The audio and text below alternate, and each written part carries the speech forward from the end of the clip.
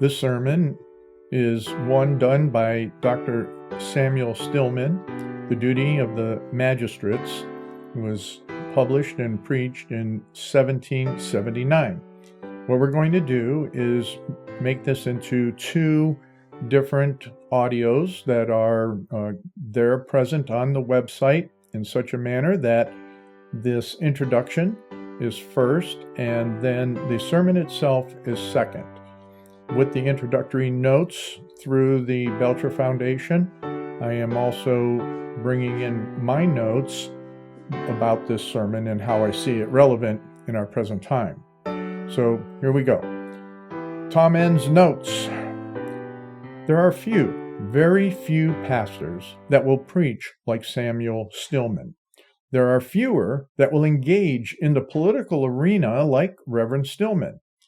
There is few to none in Christian education, be it in seminary or Christian colleges or university, that even teach these foundational sermons. Hence, we have the political elite and political parties that are dysfunctional with no intent to return to the foundational principles. As we see, the new 2021 federal administration is canceling our history and rewriting it according to ideologies contrary to those spoken and written in this sermon and other foundational texts. Can you remotely imagine a sermon of this content, authority, and direction being preached before a state or federal court, let alone a Supreme Court? Can you imagine it being preached in front of any legislature? Can you even imagine it being preached from our modern day pulpits of the majority of the churches in America? With that, I'm now going to read the editor's notes as well as the introduction about Dr. Stillman. Editor's notes. This discourse was preached before the Supreme Court of Massachusetts in 1779. It contains quotations from political philosopher John Locke, who lived between 1632 and 1704. The election sermon's author, Samuel Stillman, lived between 1737 and 1807, was an American Revolutionary minister, a trustee of Brown University from 1764 to 1807, a member of the American Philosophical Society, and according to the editor of the introduction, Frank Moore, quote, a member of the Senate Convention for the formation of the state constitution in 1779, as also for the adoption of the federal constitution in 1788. In the last body, he delivered a very eloquent speech in its support, and was considered at that time as having contributed much toward its adoption, and confirmed many members in its favor who were previously wavering upon that question. To that Constitution he ever after continued a firm, unshaken friend, and a warm approver of the administrations of Washington and Adams. The sermon, together with a biological sketch, slightly abridged, with the incorporation of footnotes into the text, is from Frank Moore, editor, The Patriot Preachers of American Revolution, with biographical sketches, 1766 through 1783. It was published in 1860, and the references are from pages 258 to 288. Samuel Stillman, D.D. This eminent divine was a native of Philadelphia in Pennsylvania, where he was born, February 27, 1737. While quite a child, his parents removed to Charleston, South Carolina, at which place he was educated. Soon after he attained his 22nd year, he was ordained and settled at James Island. Ill health prevented his remaining in this position for 18 months, at the termination of which he removed to Bordentown, New Jersey. In 1762, he visited New England, and after being an assistant about a year in the Second Baptist Church in Boston, he was installed the minister of the first, as successor of Mr. Bound in January 1765.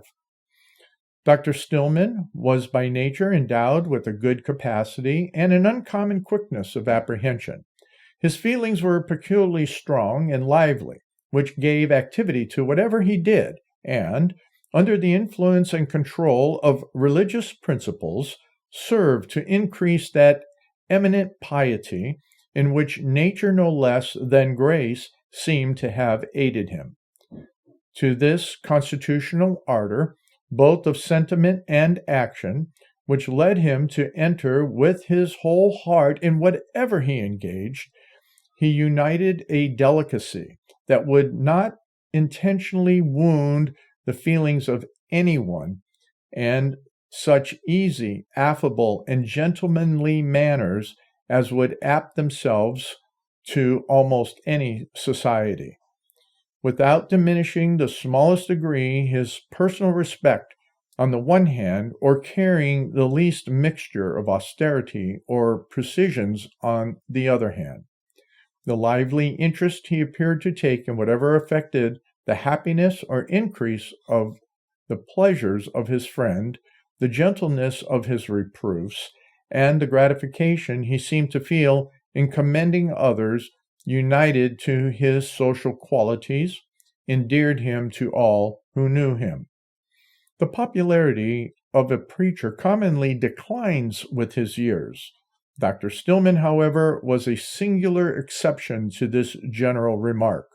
He retained it for upward of 52 years, and his congregation, which, upon his first connection with it, was the smallest in the town.